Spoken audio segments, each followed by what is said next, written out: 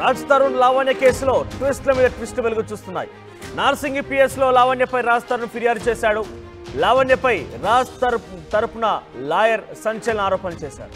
రాజ్ తరుణ్కు లావణ్య నుంచి ప్రాణహాని ఉంది, డ్రగ్స్ ఎంకరేజ్ చేయకపోవడం వల్లే రాజ్ తరుణ్పై లావణ్య కక్ష పెంచుకుంది అంటూ రాజ్ తరుణ్ తరపున లాయర్ మధు శర్మ ఆయన చెప్పుకోవడం జరిగింది. ఇక ఆడపిల్లలకి లావణ్య డ్రగ్స్ అలవాటు చేస్తోంది, డ్రగ్స్ అలవాటు చేసి డబ్బులు లాగుతోంది. లావణ్య డిమాండ్లకు ఒప్పుకోకపోతే న్యూడ్ వీడియోలు పెట్టి టార్చర్ చేస్తుందంటూ మధు శర్మ ఆరోపించారు. ఇక ప్రీతి అనే అమ్మాయి వీడియోలు లావణ్య బయట పెట్టింది.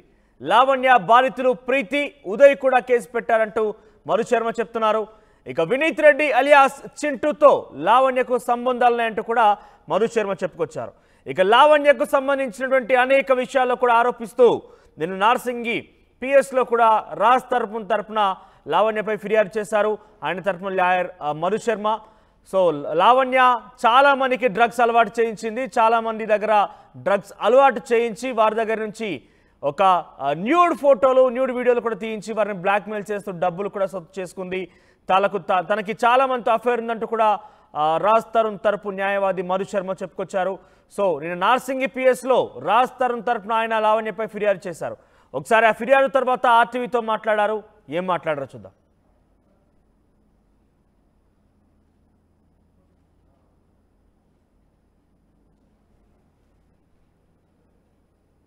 ఇప్పుడు మనతో పాటు రాజ్ తరుణ్ తరపున వాదిస్తున్న అడ్వకేట్ మధు శర్మ గారు మనతో ఉన్నారు. ఆయనతో మాట్లాడు. నమస్తే సార్.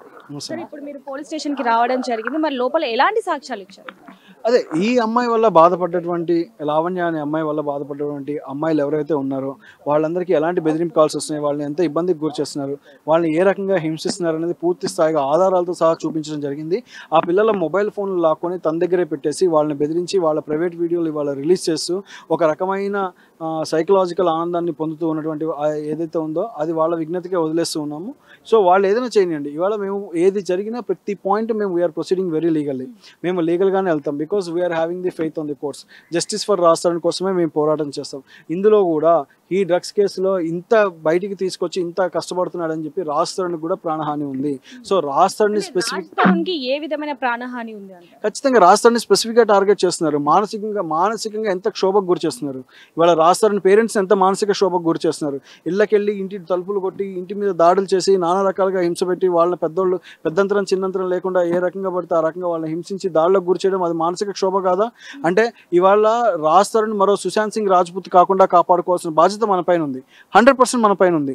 ఎందుకంటే ఆ రకంగా అంటే అంత యంగ్ హీరో, అంత టాలెంటెడ్ హీరో తన్ని చనిపోయేంత స్థితిలోకి తన మెంటల్ డిప్రెషన్లోకి గురి చేసి తన మీద సాధించాలనే వర్గం మొత్తాన్ని వాళ్ళ ఏకీపరాసం. అందులో అయితే డౌట్ లేదు. ఖచ్చితంగా రాజ్ తరుణ్కి న్యాయం జరిగి తీరుతుంది. అంటే లావణ్య వల్ల ఒక వ్యక్తి కూడా చనిపోవడం జరిగింది, అదే విధంగా ఇప్పుడు రాజ్ తరుణ్ కూడా బలవబోతున్నాడు అనేది కూడా ఇందాక విన్నాం. అది నిజమే అంటారు? ఎందుకంటారు? ఇదివరకు ఒక సూసైడ్ అయితే జరిగిన మాట వాస్తవం, దాంట్లో ఉన్నవి కూడా ఉన్నాయి. అందులో అయితే there is no doubt at all అండి. ఇవాళ రాజ్ తరుణ్కి ఉన్నటువంటి ప్రమాద స్థాయి కూడా అదే లెవెల్లో ఉంది. ఎందుకంటే he is the fighting against a good cause. తిని ఇలాంటి వాటికి ఎంకరేజ్ చేయడం. నేను మళ్ళీ చెప్తున్నాను, Raj Tarun not only on the hero on the screen అండి. ఆయన ఓన్లీ స్క్రీన్ మీద మాత్రమే హీరో కాదు, రియల్ లైఫ్లో కూడా హీఈస్ ఎ హీరో. చాలా మంచి హీరో అతను. ఒక అద్భుతమైన సోషల్ కాజ్ కోసం పోరాడు. ఇవాళ మీరు చూసారు ఎంతమంది సెలబ్రిటీలు ఎడిక్ట్ అయిపోయి ఇబ్బందులు పడుతున్న వాళ్ళు, వాళ్ళని టార్గెట్ చేస్తున్న వాళ్ళని మనం చూసాం. బట్ వీటిని అసలు ఫస్ట్ నుంచే చాలా దూరంగా పెట్టి ఇలాంటి మనిషిని దూరంగా పెట్టేసి ఇలాంటి మనిషి జోలికి కూడా రాకుండా ఎప్పుడంటే ఉన్నది ఎప్పుడో 2 ఏళ్ళు ఎప్పుడో గతంలో ఉన్నారు. ఆమె రాజ్ తరుణ్ వదిలేసి 8 ఏళ్ళు అయిపోయింది. 8 ఏళ్ళు అయిపోయాక మొన్నటిదాకా ఉన్నానని చెప్పడము ఆవిడ ఇష్టమే. నాకు పెళ్ళయిందని చెప్పి ఆవిడే చెప్తారు. మళ్ళీ నన్ను పెళ్లి చేసుకుంటాను మోసం చేశాడని చెప్పి ఆవిడ చెప్తారు. అంటే కాంట్రడిక్టరీ స్టేట్మెంట్. మీ ఇష్టానుసారం మీకు నోటికి ఏదొస్తే చెప్పేసి మీరు మాట్లాడుతూనే ఉన్నారు. ఈ రకమైన థ్రెటనింగ్ ఉంటే కనుక సో రాజ్ తరుణ్ కూడా we will take the protection అండి. అందులో there is no doubt at all. ఖచ్చితంగా రాజ్ తరుణ్కి లైఫ్ థ్రెట్ ఉంది. Because Raj Tarun is fighting against the drugs mafia in both Telugu states. 2 రాష్ట్రాల్లో ఉన్న డ్రగ్స్ మాఫియాకి అగైన్స్ట్ గా రాజ్ తరుణ్ పోరాటం సాగుతుంది. ఇప్పుడు మీరు ఏదైతే సాక్ష్యంగా తీసుకొచ్చారో అమ్మాయి ప్రీతి, ఆ అమ్మాయిని కూడా డ్రగ్స్ ఎడిక్ట్ చేసేసిందని చెప్పి ఇందాక మీరు చెప్పడం జరుగుతుంది. అంటే ప్రీతి ఏం చిన్నపిల్ల కాదు, అంటే ఇవి డ్రగ్స్ కాదు, ఇవి డ్రగ్స్ అని తెలియకుండా ఉండడానికి. మరి అప్పుడు తను ఏ విధంగా తీసుకుంది? 100% చిన్నపిల్ల కాదు అన్నమాట.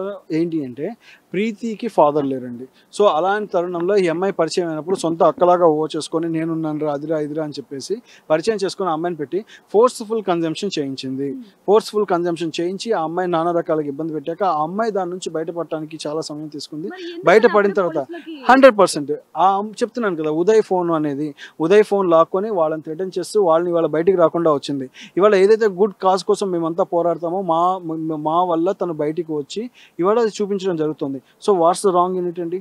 తప్పేం లేదు కదా. ఎప్పుడు వచ్చిందని ఎన్ని రోజులు రాలేదనే విషయాన్ని మీరు టార్గెట్ చేస్తున్నారు, కానీ ఇప్పటికైనా బయటికి వచ్చి నిజం చెప్పడానికి ధైర్యం చేసింది ఆ అమ్మాయి ధైర్యం చేసిందనే విషయాన్ని ముందు పరిగణించండి, రాలేదనేది కాదు. Not to be negative in news. అప్పుడే వచ్చి ఉంటే కనుక చాలా మందిని కూడా కాపాడేవాళ్ళు. కానీ ఇప్పుడు థింగ్ ఏంటంటే అప్పటికే వాళ్ళు డిప్రెషన్ లెవెల్స్ పెంచేసింది అమ్మాయి. చాలా సైకలాజికల్ గా డ్యామేజ్ చేశారు వాళ్ళు కోలుకొని బయటికి రావడానికి టైం పట్టింది. పైపెచ్చి వాళ్ళకి అండగా నిలబడే వాళ్ళు ఎవరో వాళ్ళకి దొరకల. ఇవాళ అండగా నిలబడుతున్నాము, ఇవాళ వాళ్ళకి ఉన్నామని భరోసా కలిగిస్తున్నాం. మాతో పాటు మీడియా కూడా వాళ్ళకి భద్రత కల్పిస్తుంది. అంటే మీడియా కూడా రెస్పాన్సిబిలిటీ తీసుకుంటుంది. అంటే media is also against the drugs కదా. రెండు రాష్ట్రాల్లో డ్రగ్స్ కి అగెన్స్ట్ గానే మీడియా ఉంది కదా. సో ఖచ్చితంగా ఇవాళ ఆ డ్రగ్స్ కి అగెన్స్ట్ గా ఫైట్ జరిగే ఈ ఫైట్ కి మాత్రమే మేము ముందంజలో ఉంటాం. వాళ్ళ పిల్లలిద్దరిని కాపాడి తీరుతాము. అందులో మాత్రం there is no doubt at all. ఇంకా ఎలాంటి సాక్ష్యాలను ఇప్పుడు మీరు చూపించబోతున్నారు? వస్తాయండి. కొన్ని అమ్మాయి చేసిన షార్ట్స్ అమ్మాయి ఎలా ఉన్నాయి, మిగిలినవన్నీ రాబోతున్నాయి. కొన్ని కూడా తొందరలో డిస్క్లోజ్ చేస్తాం. ఎందుకంటే కొన్ని సెన్సిటివ్ కేసెస్లో ప్రతిదీ మీడియాకి చెప్పాల్సిన అవసరం లేదు. ఈ ఒక్క మాట మాత్రం చాలా గుర్తుపెట్టుకోండి. చాలా మంది ఇందాక కూడా నన్ను అడిగారు, ఒక టార్గెటెడ్గా కూడా అడిగారు, ఎందుకు మీరు అంతా ఇన్ఫర్మేషన్ చెప్పరు అంటే, ఇది ఒక లీగల్ కేసు అండి, ఒక యుద్ధం చేస్తున్నాం. నిజంగా చెప్పాలంటే ఇవాళ రెండు రాష్ట్రాలకు పట్టిన సామాజిక భూతం మీద జరిగేటువంటి యుద్ధంలో ప్రతి విషయాన్ని డిస్క్లోజ్ చేయాల్సిన అవసరం లేదు. కేసు అంటే కేసులానే ఉంటుంది. ఏది చెప్పాలో ఏది చెప్పకూడదు అది మా విజ్ఞత మాకుంది. సో చెప్పాల్సిన విషయాన్ని ఖచ్చితంగా చెప్తాం. చెప్పకూడని విషయాల్ని దాచిపెట్టి కోర్టులోను పోలీస్ స్టేషన్స్లో పోలీస్ వారికి మాత్రమే చెప్తాం, ఎవిడెన్సెస్ గ్యాదర్ చేయండి. దానివల్ల ఏంటంటే దొంగలు జాగ్రత్త పడేటువంటి అవకాశం కూడా ఉంటుంది. సో కాబట్టి ఏది చెప్పాలో అది మాత్రమే చెప్తాం. రాజ్ తరుణ్ కేసు ఎప్పుడైతే మీరు టేకప్ చేశారో అప్పటి నుంచి కూడా మీకు కొన్ని బెదిరింపు కాల్స్ వస్తున్నాయి, మెసేజ్ వస్తున్నాయని విన్నాం, నిజమేనా? అవన్నీ సెకండరీ అండి, రానివ్వండి.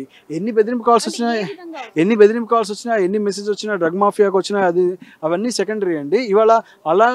ఇవాళ వచ్చే మెసేజెస్ కూడా చాలా ఉన్నాయి. Save Raj Tarun, justice for Raj Tarun మీరు చేయండి, రాజ్ తరుణ్ని కాపాడండి. ఇవాళ ఇన్వాల్వ్ చేశారు రాజ్ తరుణ్ని నానా బాధలకు గురి చేస్తున్నారు. సో కాబట్టి ఇలాంటి మంచి హీరోని కాపాడాలి, ఇండస్ట్రీ కోల్పోకూడదు అని చెప్పేసి ఇవాళ అడిగే వాళ్ళు, ఆ మెసేజ్లు చేసేవాళ్ళు కూడా చాలా ఎక్కువ ఉన్నారు. There is no doubt at all. Raj తరుణ్ని కాపాడి తీరుతాము. మొన్నటి వరకు కూడా రాజ్ తరుణ్ నాకు కావాలి, నాకు తనే కావాలి, ఆస్తి వద్దు, ఏమి వద్దు అన్న లావణ్య ఇప్పుడు నాకు రాజ్ తరుణ్ వద్దు, తనకి శిక్ష పడాలి అని చెప్పి గట్టిగా అంటుంది. దానికి గల కారణం ఏంటంటే, శిక్షలు పడతాయండి. ఆ ఎఫ్ఐఆర్ ఎవరికి పడతాయో చూద్దరు మీరు. శిక్షలు ఎవరికి పడతారో యూ వెయిట్ అండ్ సీ. అసలు there is no valid grounds on that FIR అండి. ఏముందని మీరు ఇచ్చిన కంప్లైంట్లోనే వ్యాలిడ్ గ్రౌండ్స్ లేరు. ఇష్టానుసారం మాట్లాడతారు. మీరు ఎప్పుడో వెళ్ళిపోయి తర్వాత మళ్ళీ కొన్ని రోజులకు వచ్చి మధ్యలో ఇంకో అబ్బాయిని ప్రేమించి అతను లవ్ని యాక్సెప్ట్ చేసి అతని మీద మీరు ఇష్టం వచ్చినటువంటి రేప్ కేసులు పెట్టి నానా యాగీచ చేసి మళ్ళీ కొన్ని రోజుల తర్వాత వచ్చేసి మీరు ఇస్తానంటే అసలు ఎన్ని రోజులు రాజ్ తరుణ్ని భయపెట్టింది, ఎన్ని రోజులు రాజ్ తరుణ్ డిప్రెషన్లో గురి చేసింది తెలుసా? ఆ పిల్లాడు ఇవాళ రాజ్ తరుణ్ అనే పిల్లాడు అమాయకుడు కాబట్టి, ఇన్నోసెంట్ కాబట్టి, కొంచెం ఇంట్రోవర్ట్ కాబట్టి, తను పూర్తి స్థాయిలో మాట్లాడు మెతక స్వభావం ఉన్న హీరో కాబట్టి బెదిరిస్తే వంగుతాడు. అంటే నువ్వు పెడ్లర్స్ని, గూండాలని, డాన్లని నీ చేతిలో పెట్టుకొని నువ్వు బెదిరిస్తే రాజ్ తరుణ్ వంగుతాడా? ఇవాళ వంగడు, అవసరమే లేదు. ఇవాళ మాట్లాడతాం. ఇవాళ చాలా మంది ఒక టార్గెట్ చేస్తున్నారు. నన్నైతే శేఖర్ భాషను అయితేనే ఒక రకమైన టార్గెట్ అయింది. రాజ్ తరుణ్కి ఫర్గా మాట్లాడుతున్నారని. ఫర్ ఏముందండి, ఉన్న వాస్తవాన్ని మాట్లాడతాం.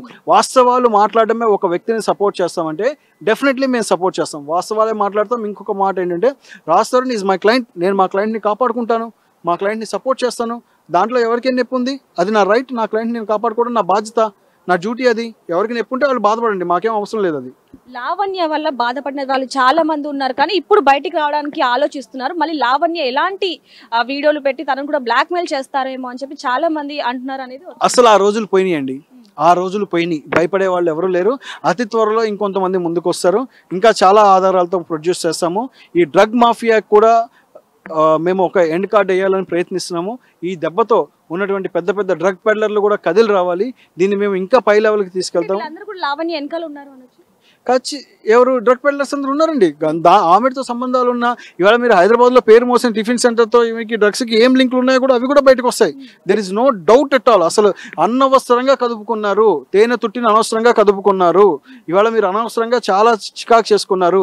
ఇవాళ నా క్లయింట్ అయిన శేఖర్ భాష మీద చెప్పిస్తారా? ఆయన మీద బూతుల పదజాలం వాడతారా? నా క్లయింట్ అయిన రాజ్ తరుణ్ని నడి రోడ్డుకి ఈరుస్తారా? అసలు ఎట్టి పరిస్థితుల్లో ఇవాళ వాళ్ళిద్దరిని ఏదైనా సహించేది లేదు. మీరు కదుపుకున్న తేనె తుట్టి మళ్ళీ మీ పైకి వస్తుంది. ఇవాళ చూద్దురు. ఏం జరుగుతుందో చూడండి. ఒకటే చెప్తున్నాను, మా యుద్ధం మొత్తం లీగల్గానే జరుగుతుంది. ఏది ఎవిడెన్స్ ఉంటుంది మీ అందరికీ తెలిసిన విషయం, నేను ఎవిడెన్స్ ఉంటేనే మాట్లాడతానండి. సో ఆ ఎవిడెన్సెస్ ఏమున్నాయి, ఏవి మీడియా ముందుకు వస్తాయి, ఏవి పోలీసులకు ఇవ్వాలి, ఏవి కోర్టుకు సంబంధించాలనేది మాకు నాలెడ్జ్ ఉంది. మీరు ఇవాళ ఇందాక కూడా ఎవరో అడిగారు, నన్ను స్పష్టంగా అడిగారు, మీరు మాకు అన్నీ ఇవ్వడం లేదు, అన్నీ చెప్పట్లేదు అంటే చెప్పం. నిజంగా మీకు అన్ని చెప్పాల్సిన అవసరం మాకు లేదు, మీకు అన్ని వార్తలు ఇవ్వాల్సిన అవసరం కూడా లేదు. అంటే అలా అని సార్ అంటే మీరు కావాల్సిందే ఇస్తారంటే కావాల్సింది కాదండి. కొంచెం సెన్సిటివ్ ఎవిడెన్స్ ఉంటుంది, సెన్సిటివ్ ఇన్ఫర్మేషన్ ఉంటుంది. ఆ సెన్సిటివ్ ఇన్ఫర్మేషన్ని హైడ్ చేస్తాం. ఆ సెన్సిటివ్ ఇన్ఫర్మేషన్ అది ఇప్పుడు ఆ సెన్సిటివ్ ఇన్ఫర్మేషన్ దాన్ని హైడ్ చేస్తాం ఖచ్చితంగా. అది ఎక్కడెక్కడ మాట్లాడాలి, అది మేము కోర్టులో మాట్లాడాలి, పోలీసుల దగ్గర మాట్లాడతాం, వాళ్ళు యాక్షన్ తీసుకుంటారు. సో సెన్సిటివ్ విషయాన్ని మాత్రం మేము క్లోజ్ చేసేస్తాం. సో సెన్సిటివ్ ఉన్న విషయాలు మాత్రం దాచిపెట్టడంలో మాత్రం అదేం తప్పు కాదండి. ఓకేనా?